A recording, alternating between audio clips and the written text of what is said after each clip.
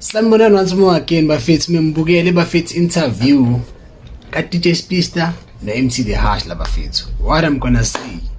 Wow. MC bafethu uyakhula kwinto akayenzayo bafethu, and I love the fact ukuthi understand to wenzani manje.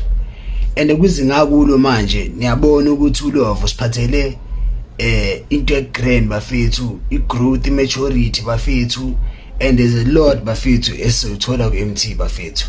I love the fact ukuthi mfethu urealize amaphutha wakhe. I love the fact mfethu ukuthi urealize ukuthi in order ukuthi abe lo MT aka uye millionzini. You understand? And into engithanda kakhulu bafethu ngithanda le point whereby, or the fact whereby like hitter even ne freestyle. I understand MT assumed ama freestyle, but he did that freestyle and so well.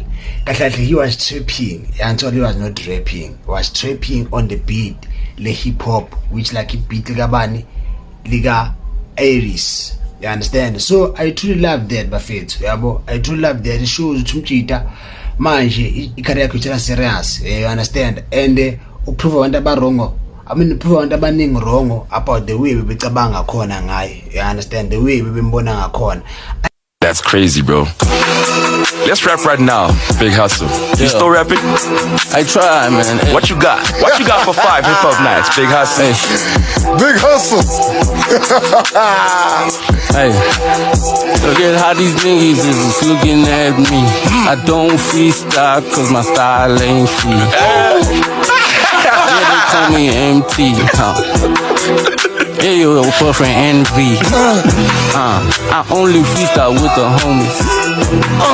I'm with the gang, I'm never lonely. Tell the girl stop calling me. I love when you fact ephamso DJ Speedster message no yazi kuna narrative abantu abathu MT akathatha serious sponsor kufika late ndondondondoni, and like he's been like working no MT few kuma organizations a few, and then like was mentioned no yazi MT wafika early kwi-studio sessions abenaso before, and then manje ubiza ku-interview and nama ufike ngesikhathi.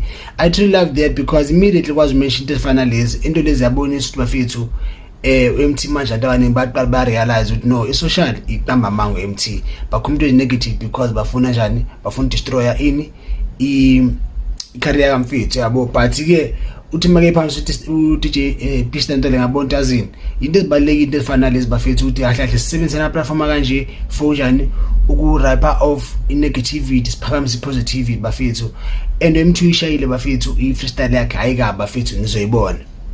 So bafethu sizenibuyele i-freestyle